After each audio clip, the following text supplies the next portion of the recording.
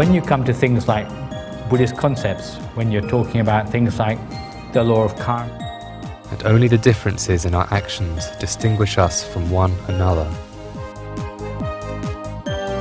Life is like nature. Sometimes it's bright, sometimes. You would never want to point the soles of your feet towards any of the altars or any of the images, certainly not towards it. Jatu Maharachika Hall is another place where every memory of Wat Pha Thammakaya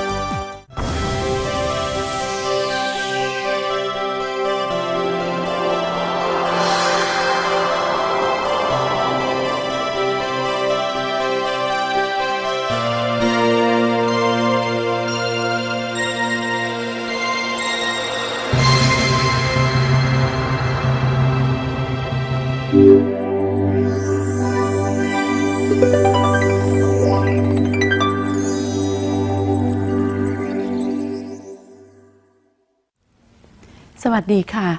Welcome to Meditation for All, the program for all who love peace and discovering themselves. This week, we will learn more about important Buddhist concepts from Reverend Thanissaro, which he has given to this year's International Ordinance at Wat Pha Thammakaya on topic of the meaning Buddhist faith and the connection between the three levels of meaning of the world.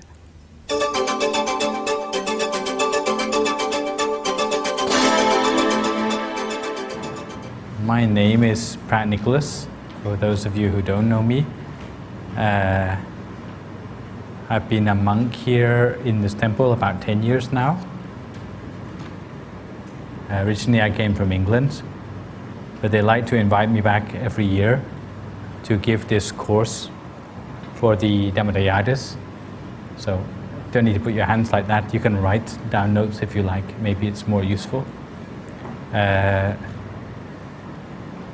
Because I'm sure that many of you who are joining this course still find that there are things which you find it's hard to accept about Buddhism. Even though you have come quite a long way, you have made quite a big commitment to studying Buddhism, to be able to want to become a monk for a month, which is quite a big step of faith. Even for people who are living in a Buddhist country, who are Buddhist from birth, it can be said that what you are doing is quite a big step. Okay?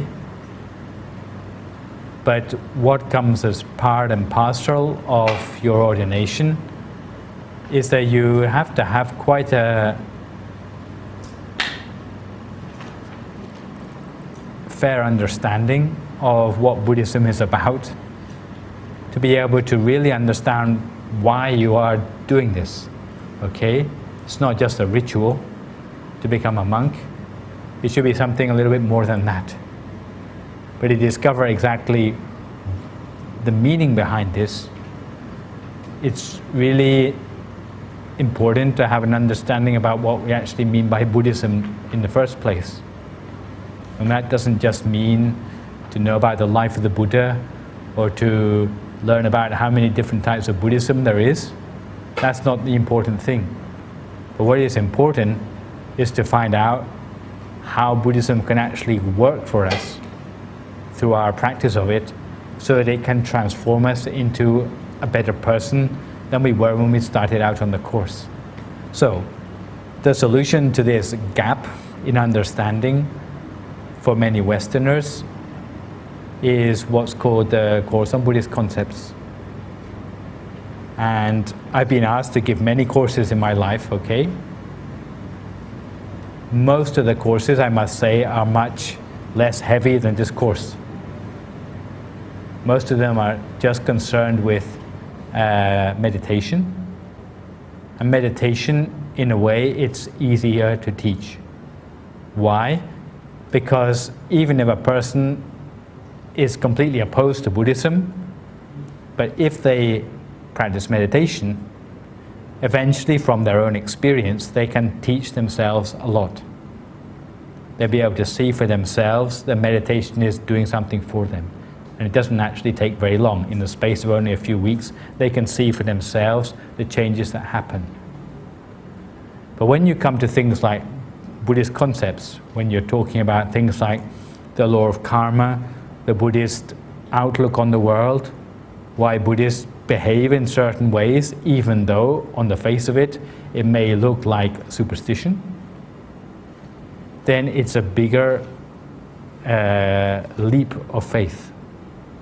Because it doesn't speak for itself that you will understand what's going on when you do something or you join a Buddhist activity.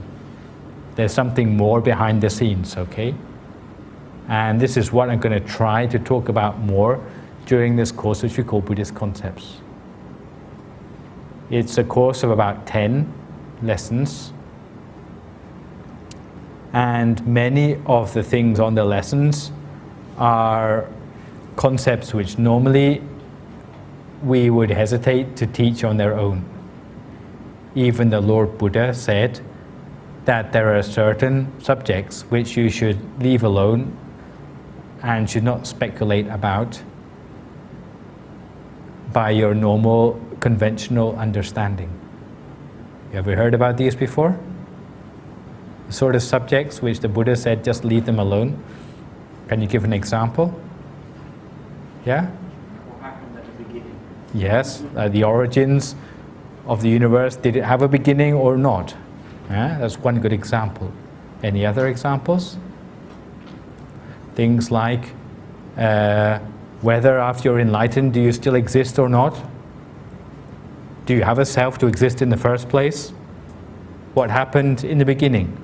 What happens at the end of creation or the universe or whatever? The Buddha said, these sort of subjects, just leave them alone. Why? Because even if you try to explain these things until you are blue in the face, there's no way anyone can believe you 100% anyway.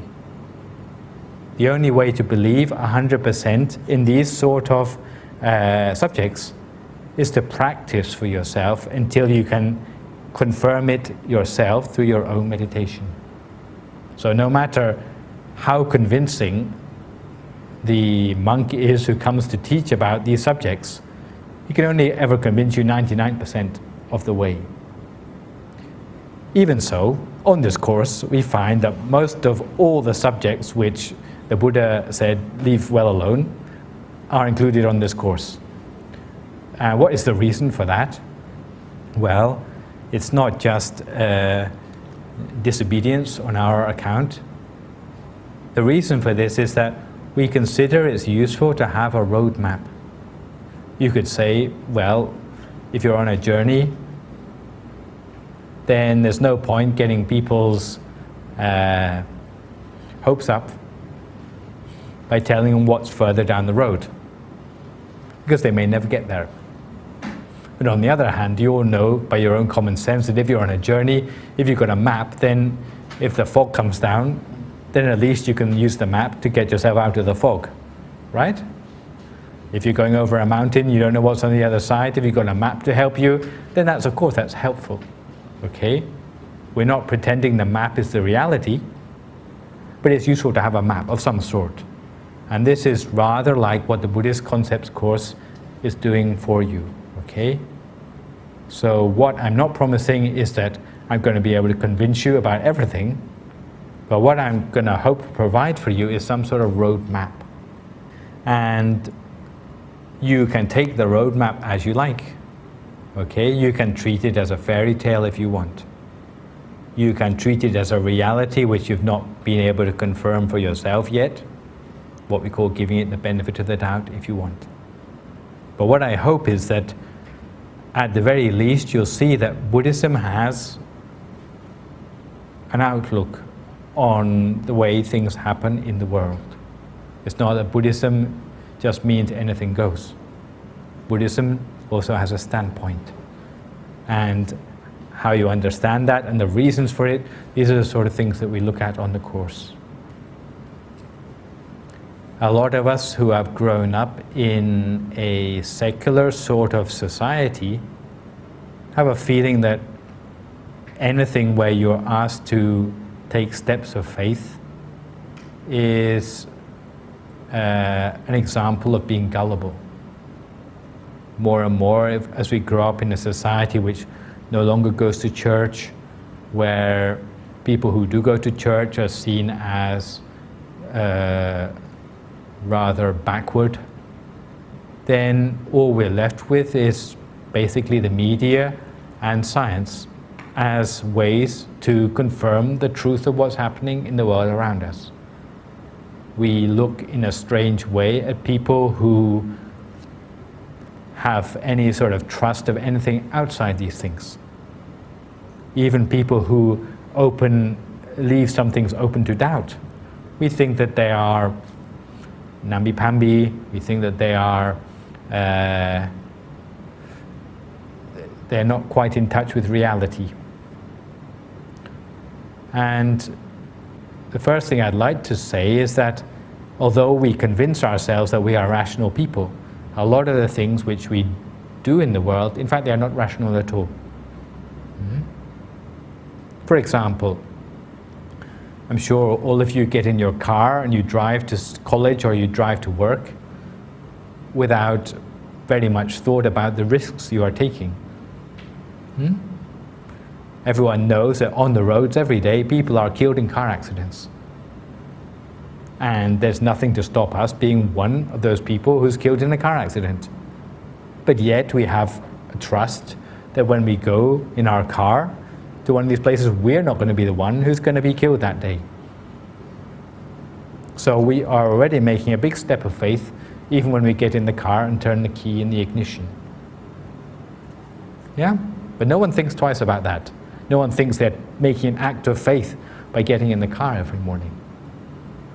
If you want to take this argument to extremes, even when you get out of bed in your morning, there's nothing to say that the floorboards under your feet are not going to collapse. It's only prior experience which leads you to think that today is going to be the same as it always was. And when you stand on the floorboards, they're going to support your weight. But in fact, there's nothing to prove that they're going to be not being eaten through by a woodworm or any other thing. So in fact, although we convince ourselves that we are rational people, that we live only according to scientific realities, in fact, there's a lot more going on in the world which we choose to ignore.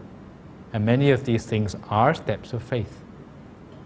So taking a slightly larger step of faith and subjecting ourselves to 1 month in a Buddhist temple, really it's a continuation, okay? It's not something where you're out of your mind to do it, but it's something which we do anyway in our lives, but we choose to ignore normally. Vice Abbott, he once gave an example of someone who didn't believe in the country Japan. Like you heard some people don't believe in heaven or hell or in fairies or in goblins or whatever, but there was someone who didn't believe in Japan. And why didn't he believe in Japan? Because he'd never seen it with his own eyes. Of course, this person didn't live in Japan, okay? So this person sounds pretty ridiculous. But they had reasons not to believe in Japan. Why? Because firstly, they'd never seen it with their own eyes. So if you don't believe in something you've never seen with your own eyes, then you are a rational person. But anyone who knows about international travel knows that, firstly, if you have enough money to buy an air ticket, then you can get on an airplane and you can go and look at Japan with your own eyes. But of course, there's a condition that you must have enough money first to be able to get on the airplane to go to Japan in the first place. Secondly, there must be an airplane to go on. Sometimes you may have all the money in the world, but they happen to have cancelled the air service to Japan. Then again, you have run out of chances to go and see what Japan really looks like. So you can see that even for quite a solid and rational thing like Japan, a person could claim that it doesn't exist simply because they didn't have the means to go and look at it. Many of the things we talk about during the course are similarly elusive. If we talk about realms of existence beyond what we can see with our naked eye, then people might say, well, it's rubbish. You know, it's like talking about tooth fairies. But again, if you apply the same conditions to these sort of things as you applied to the guy who didn't believe in Japan, then it's not that much different. If you want to go and see realms outside the human realm, then firstly, you need to have a means to get there. Just as you need enough money to buy an air ticket to go to Japan, also you need to have enough of a certain sort of spiritual energy which is going to be able to propel you in that direction. Okay? So even if there's a means to get there, but you don't have enough spiritual powers or spiritual purity to be able to use that, then again you fail to be able to prove it for yourself. And of course, you may need someone to be able to teach you the method to do it as well. But if you have the method, if you have enough personal progress to be able to do it for yourself, then there's no reason why you can't go and prove these things for yourself as well. So the sort of things I talk about during the course, they're not completely beyond the pale. It's not that there is no proof for these things. There is proof, but we are taking a shortcut. For most of us who are impatient to know about exactly how many realms there are in Buddhist cosmology, instead of waiting for you to meditate well enough for you to be able to go and see them for yourselves, as we have only a short time during this course, only a month, then we give you the answers in advance, okay? And it's not that they're going to spoil your interpretation when you do actually get to prove it for yourself. You have the roadmap, okay? But it's not to confuse the roadmap with the real thing.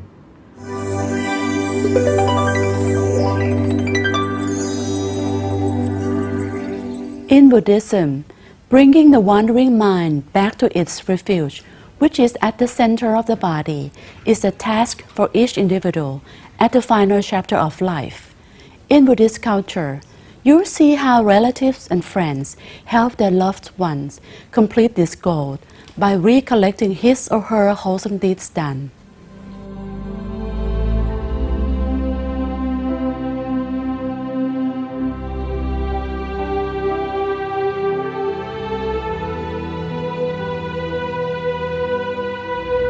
Perhaps life is forever. Even bodily remains are still recognized, well maintained in a small cettia, as is the Buddhist tradition. Each year, the cettia will be brought together for the younger generation to pay respect, and the story of the lineage will be scripted to an admirable conclusion.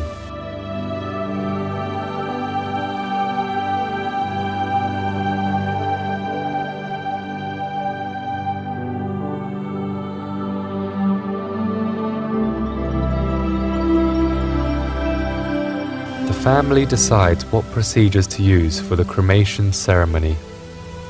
Some families choose the 5th or 7th day after the demise.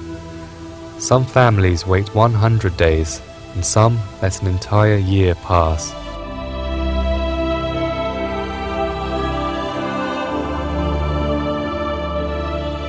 In ancient times, the body was laid on a pyre of wooden sticks, either well decorated or unadorned. And after monastic rites, fire consumes the body.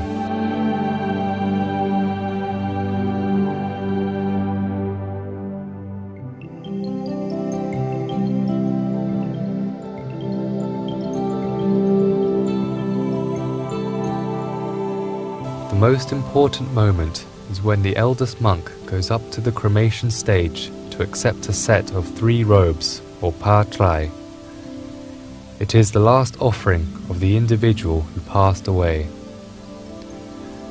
And this act originates from the Buddhist belief that a monk can take cloth only from the dead body to make his robe.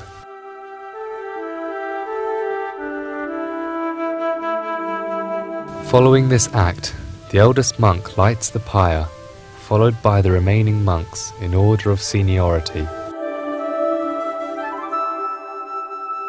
The head of the family and the guests follow the monks.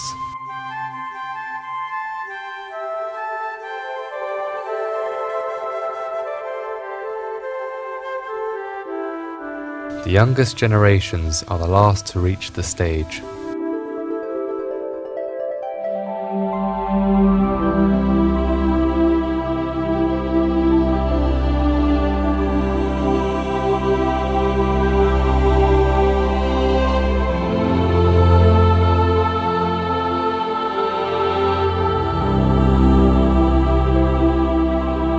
The rite to collect the remains of the deceased is held the next morning.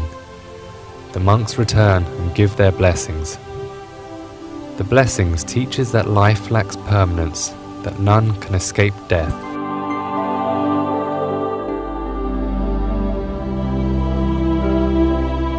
All lives have this quality, and only the differences in our actions distinguish us from one another.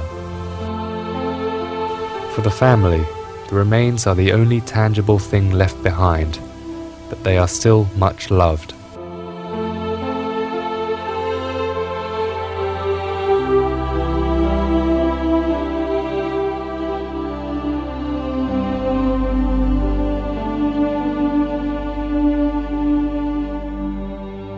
After taking a minor portion, the majority of the remains are brought to a flowing river. The best location to spread the remains is at the mouth of the river, before it empties into the sea, or at a major river junction.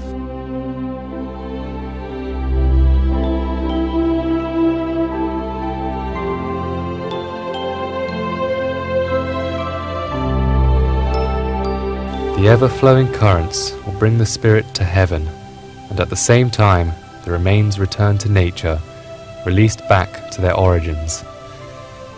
In Buddhism, it is believed that life arises when the four elements, soil, water, wind and fire, unify with the spirit or mind. When the spirit moves on, the physical remains are best returned to their origins.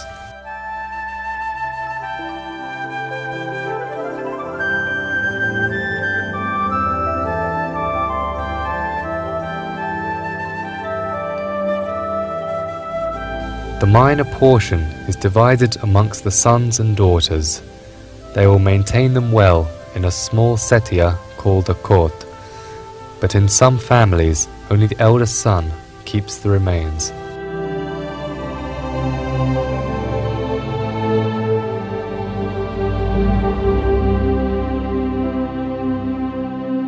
These small setias or court are kept apart from locations with Buddha images.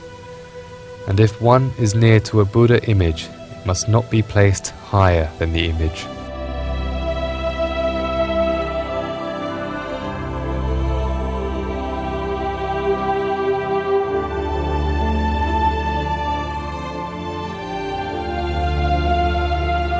Buddhists love to pay homage to the Lord Buddha every morning and evening, and at the same time they pay respect to their ancestors. Thus, the remains and the Buddha image are sometimes placed in the same room. This facilitates paying homage to the Lord Buddha and paying respect to their ancestors. To Lord Buddha they offer 3 incense sticks and make 3 salutations.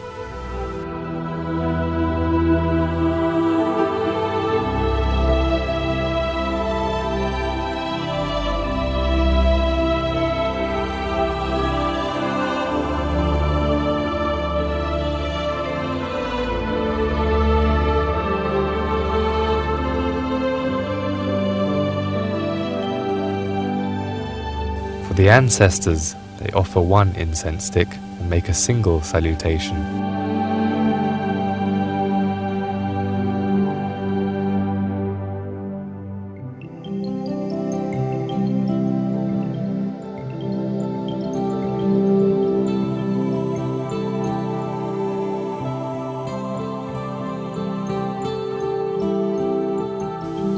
small wooden setia or cord is designed to keep the ancestors' remains.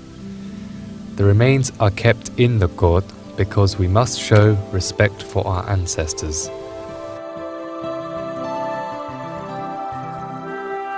And the word setia or jettiya means that who we should respect.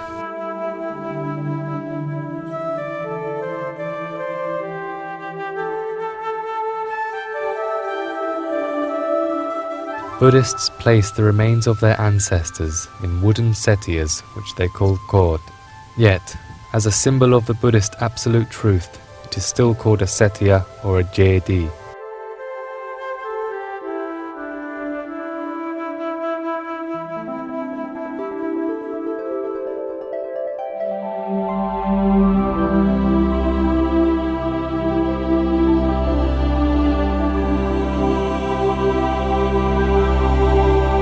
Having well-maintained remains in a court brings life to an admirable conclusion. It is the way that younger generations will stay familiar with their ancestors. It seems that life is forever in the realm of respect.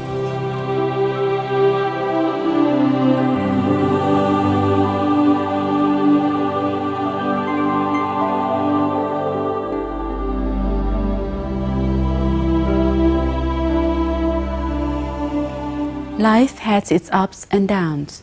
Meditation helps lit the inner light that will guide you through the darkness in your life. Join Reverend Piyasilo in the next meditation session.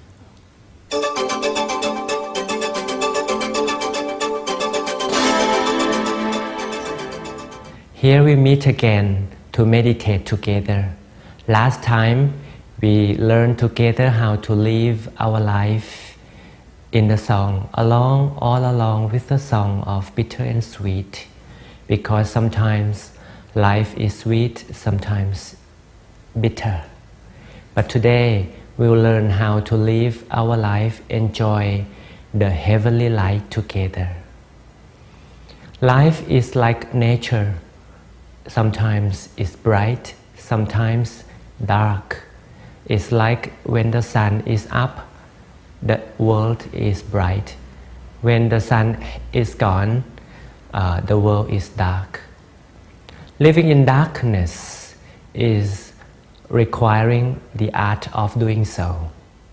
And Buddhism teaches us very well how to enjoy the life in the moment of darkness. Unbelievably, meditation is the tool and the only key to enjoy the life in darkness. Hope you are ready. This is already session 3 of part 3. For newcomers, don't worry. It's easy to join meditation at any time, even though frequent meditators have enjoyed a lot of benefits from meditation already. And I hope everyone is quite ready by now. Are you ready? And I hope so. And then we start the preparation by taking a good deep breath. Notice the softness of your own breath that you never experienced before, and slowly close the eyes. In the process of closing the eyes, it's important that we don't squeeze the eyelids so tight. We don't squeeze, we don't press the eyelids and eyelashes. We just allow them just to touch slowly and softly as before. Take a few good deep breaths again to ensure freshness. At the same time, to confirm the turning point inside the stomach. The turning point is the point inside the abdomen where the in-breath stops and starts to come out as an out-breath. So we follow the in-breath again. And where the in-breath turns out, this is where we discover the turning point. We have learned that the turning point is the station of peace. Every time the mind focuses over the station of peace, we start to gain inner peace automatically. Allow the mind to come back home to the home base at this station of peace.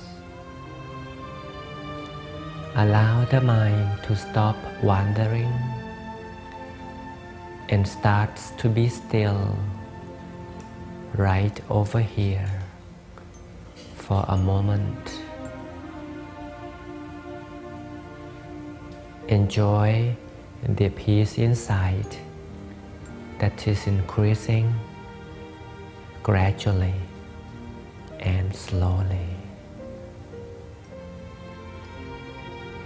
Peace is now generated by doing nothing,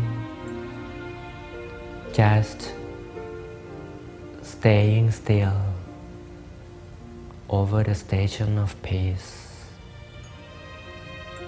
together.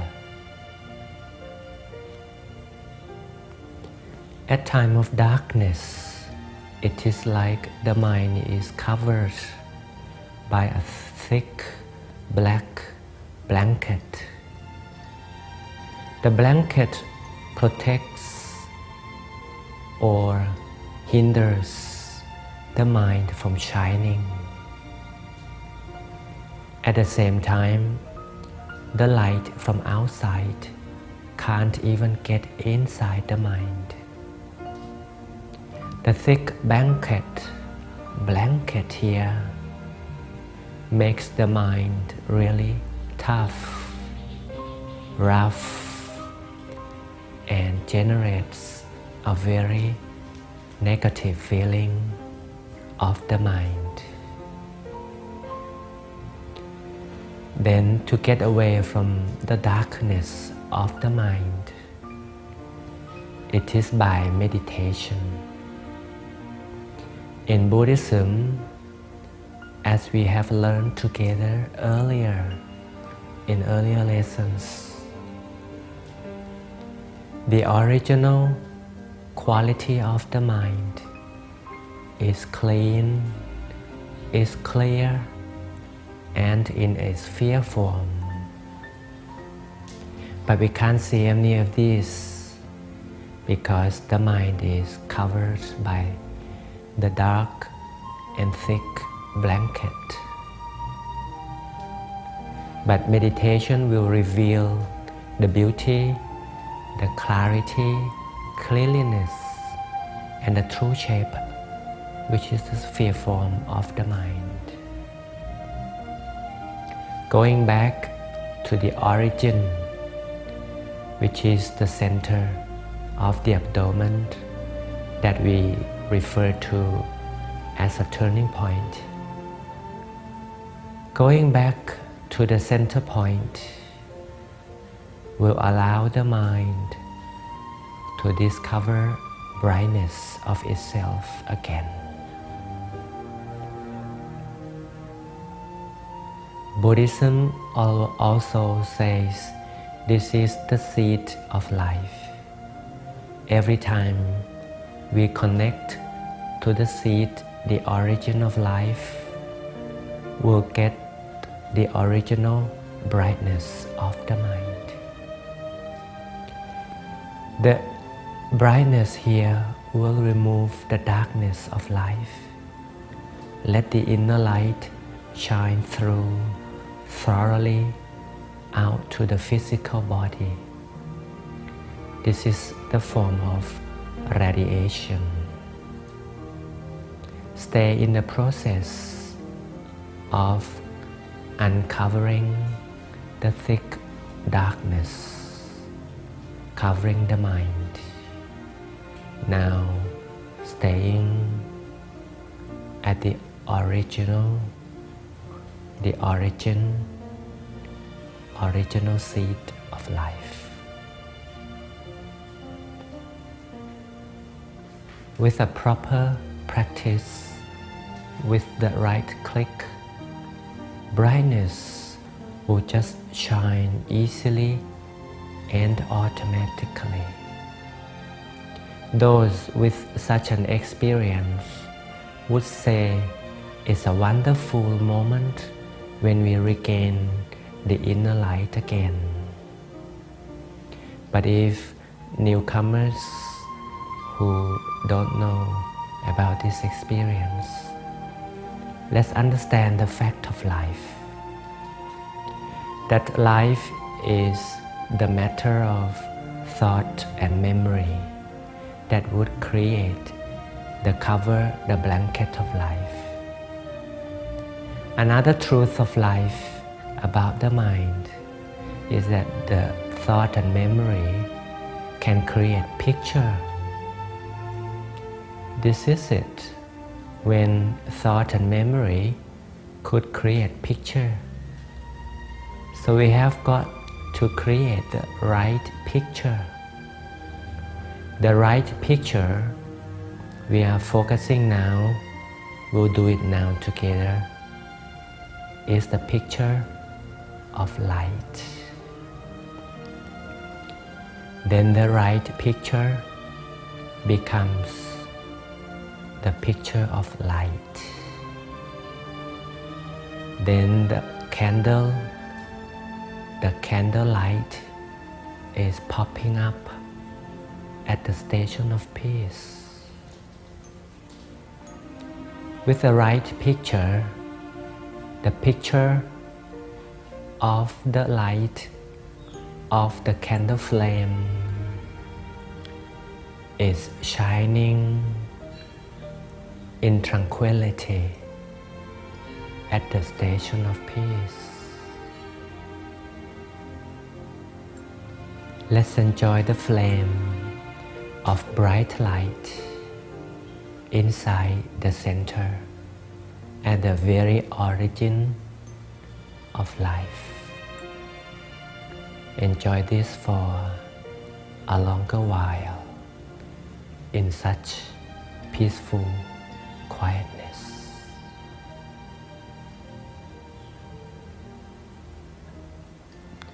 When we practice meditation often, enjoying inner light, in Buddhism we call this the light of wisdom. Once we gain an access to the light of wisdom, we will no longer suffer from the darkness of life. Life would be bright 24/7 every hour of the day, every minute, every breath of life. To gain light of wisdom is to be done by meditation only. This is what we are doing together peacefully. So to live a life in the brightness and darkness, Buddhism has the key, and meditation is your way out to live and enjoy life all night and day. This is the only way to survive the life in darkness. Enjoy the inner light throughout the Lent season. The rainy season is the Buddhist Lent season. It takes 3 months. Let these coming 3 months be your forever bright life, even in the night and darkness. Enjoy the light forever inside. This is the benefits of meditation. You get an instant brightness to live your life. And before we leave the class, take a few good deep breaths again together. This is to confirm again and again the existence of the station of peace. When we feel life is less bright or more dark, don't wait until it's too late. We should turn on the inner light by sitting down and do meditation right away. This is the way to enjoy life to the fullest. Enjoy meditation, enjoy life to the fullest. This is like the heavenly light, because once we get inner light like this, life is like new. It's like the light from heaven making us a new life. When ready, we could count down from 3 to 0, taking a deep breath as a confirmation again. And slowly open the eyes. Slowly. This is the proof that once we do the meditation properly, we gain the fruits, the inner peace, the inner light right away. With meditation, life is no longer in the darkness. Hope to meet you again in a brighter side of life forever until we meet next time. สวัสดี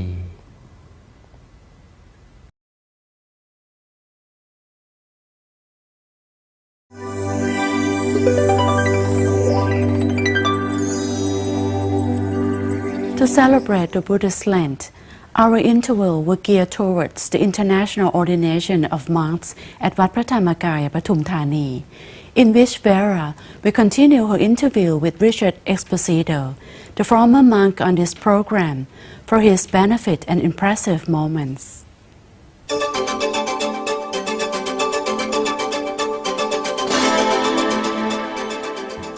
And with these benefits that you received, I'm assuming that you've had to go through some challenges.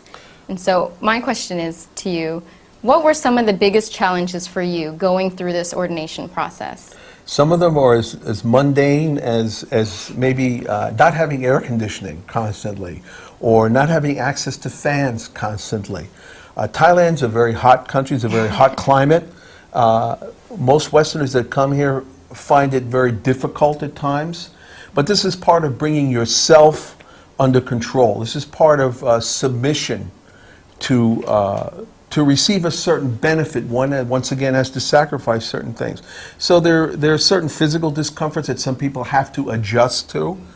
This is Thailand, and Thailand is a hot climate. No air conditioning isn't provided most of the time, but having overcome these minor discomforts, the benefits that one receives through meditation, through studying the Dhamma, far outweighs the physical discomforts. But people should be aware that there are certain physical adjustments that one has to make.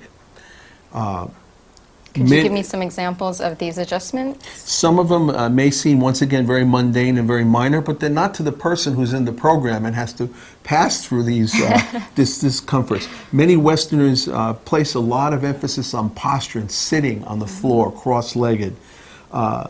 Perhaps 50% of all the meditation classes that I participate in, and most of the Westerners complain that they can't sit perfectly erect We understand that Western culture, chairs are used. We understand that Thais are used to sitting on the floor. We understand that our limbs are different, our joints are different. So you're not forced to sit on the floor, you're not forced to sit a certain way. So physical adjustments to climate, physical adjustments to comfort zones, you have to be aware of these things. But once again, everything in the program that can be done to make your ordination process as comfortable as possible without going overboard is done for you. Mm-hmm. So having said that, one should be prepared. There are certain things that aren't all that comfortable, but the benefit far outweighs the discomfort. Could you make some comments on some of the cultural adjustments that some people might have to make when coming here to Thailand as a visitor or as someone who's interested in ordaining as part of this program?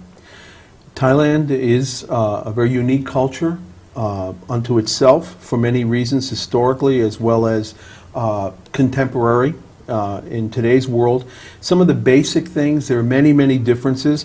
Thai people are very kind, very loving, very gentle, unassuming people. Basic things that Americans should understand is how to sit. Many times, the soles of one's feet, for example. This is very common here in Thailand, but many people that come here don't realize that when they're entering a temple, for example, you would never want to point the soles of your feet towards any of the altars or any of the images, certainly not towards any of the monks. The soles of one's feet in Thailand are looked upon as the lowest part of the body, and it's rude and insulting to show the soles of your feet to anyone. Thai people are not given to great shows of emotion. Should never touch a Thai on his shoulders or the head. These are just common things culturally that are not acceptable here. Open shows of emotion are frowned upon. As I said, the Thai people are very kind, very gentle, always smiling and unassuming people, which is to say that you are looked upon as good and kind and welcome until you show otherwise. Having said that, culturally, there's a difference in food. Obviously, rice is a staple here. Most Thai food leans toward the hot or spicier side, but as a monk eating in the temple, the food is all well balanced. It's well seasoned, and as in Buddhism, it's balanced and a middle way of eating. So you're not going to be exposed to anything radical. There'll be different tastes for you to experience. Even the air is different in Thailand, but that's why you've come here and made a journey to experience something out of the ordinary. So just to understand that sitting without showing the soles of your feet to anyone is important to remember. Not touching people on the tops of their heads. Don't feel offended if you extend a hand and no one shakes it. It's not part of the Thai culture. Also, learning how to why people is very important. This is a very important thing. It's a simple thing, but it's a gesture. So as the old Western adage goes, when in Rome, do as the Romans do. When in Thailand, do as the Thais do. And everybody will be happier for it. So in closing, I'd like to ask you, out of everything that you've experienced and gone through in this program, what made the greatest impression on you? It's a wonderful question, Am, and I can tell you without any reservation, without any doubt, the teaching monks that I spent that time with made the lasting impression upon my life, a lasting impression.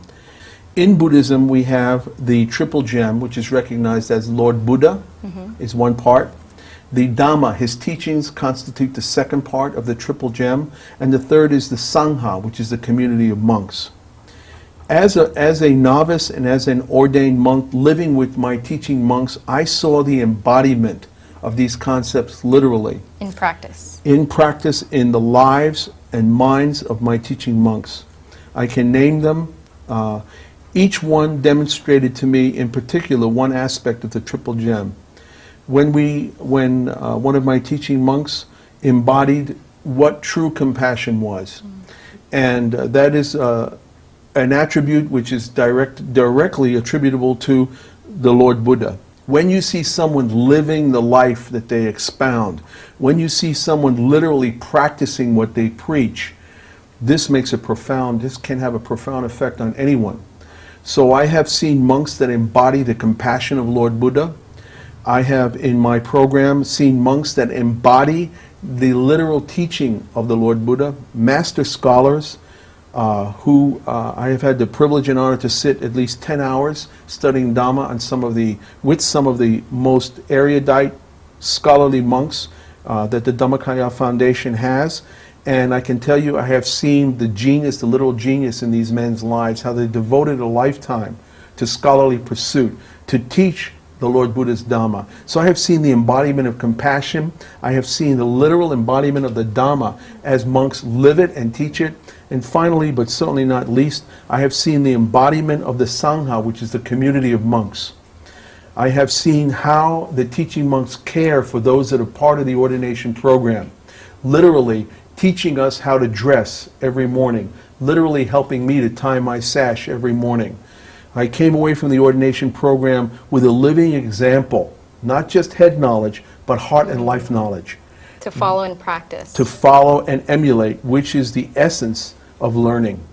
To practice what you have learned and make it part of your life. This is taught by example, not just mental or scholarly pursuits, but life pursuits. Bringing yourself into submission to a higher level, to a higher learning, to a higher pursuit is the ultimate goal that everyone should pursue and have. If you have the opportunity to do it, don't wait, do it now.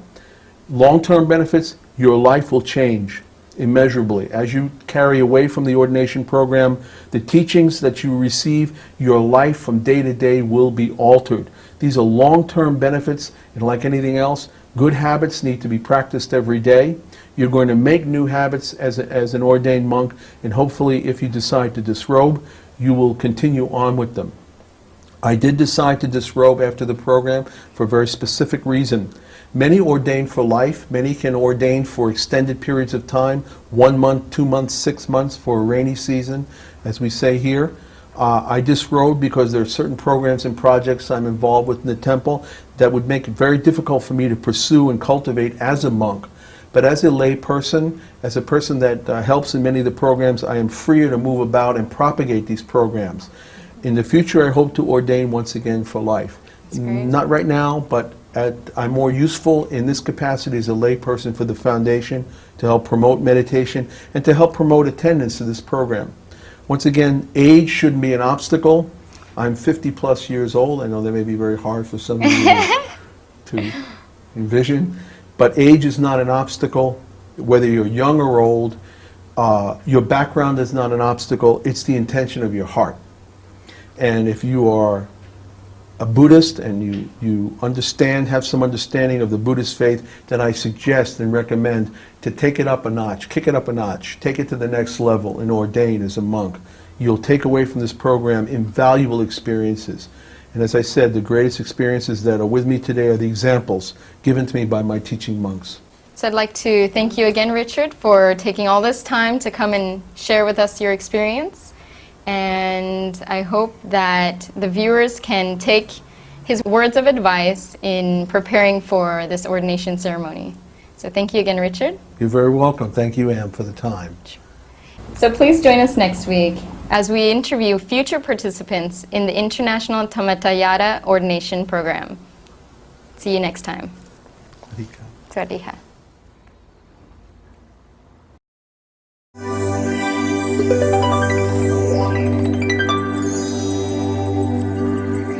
Next, my co-host Vera will take you on tour of the temple.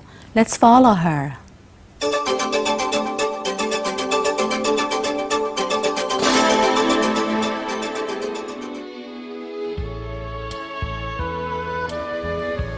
Sawasdee ka. Hello and welcome back. My name is Vera Rungchugul, and today we're on the tour of Wat Prathamakai in Pathum Thani, Thailand. We're here today in front of the first hall ever created in the temple, called the Jatu Maharachika Hall, named after the first realm of heaven in Buddhism.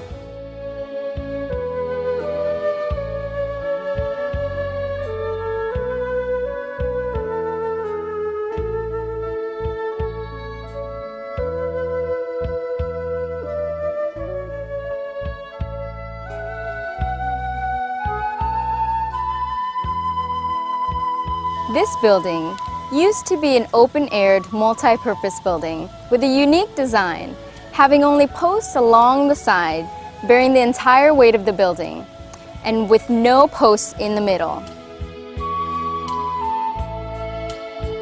So you may wonder, what's the significance of not having a post in the middle? Well, there's a reason for this. Not having a post in the middle allowed everyone to see the stage clearly, and most importantly, allowed everyone to be seated in rows. So what's the importance of orderliness? Well, orderliness on the outside allows for orderliness on the inside and makes it easier to train the mind to come to a standstill when meditating. The building can accommodate up to 500 people, which 30 years ago, people thought was quite an ambitious project to build such a hall to accommodate such a large gathering. But soon after the hall was completed, people filled up and people overflowed to the outside. So then people decided to sit underneath the surrounding trees. So this marked the first milestone of success and determination of both Long Pa's and Kun Yai in the teaching and spreading of Buddhism. At that time, people who came first enjoyed the privilege of being able to sit near the teachers on stage. But those who came later preferred to sit outside under a tree of their choosing, sitting on a mat and sitting with family and friends in silence, while still being able to hear and see the teachers clearly. In those days, almost all of the temple activities occurred here in this building. But most importantly, this is the place where the seed of Dharma, or the truth of life, was planted in the hearts of those who came to Wat Phra Thamakai. Every first Sunday of the month, we would see Long Pa Thamachayo conducting the ceremony of the offering of sustenance to the Lord Buddha, known in Thai as Bucha Khao Phra. This tradition started at the time of Kun Yai Thong Suk Samdang Pan of Wat Pak Nam Pasi Charan and continues until this day. After the Bucha Khao Phra ceremony, Long Pa Thamachayo would teach meditation, followed by Long Pa Thatat Jiwo, who would give Dharma talks from the Tripitaka. Could you believe that in the past, when people walked past this building and saw the stage where both Long Pa's and the area where Kun Yai would sit, they would bow and salute with loyalty and gratitude as if the teachers were still there. No one ever put anything on the stage or made it untidy. Nowadays, this building is still in use. Monks come here for their morning and evening chanting and for meditation. On Saturdays, lay people come here for long sessions of meditation in the afternoon. The memories of these beloved teachers still remain fresh in the minds of those who came to Wat Phra Thamakai at that early age. The feeling of sacredness could still be felt by newcomers who came later and who didn't see what the building was like before it was altered. And so, Jatu Maharachika Hall is another place where every memory of Wat Phra Thamakai, past and present, is kept alive, awaiting your visit. Sawadee ka. Until next time.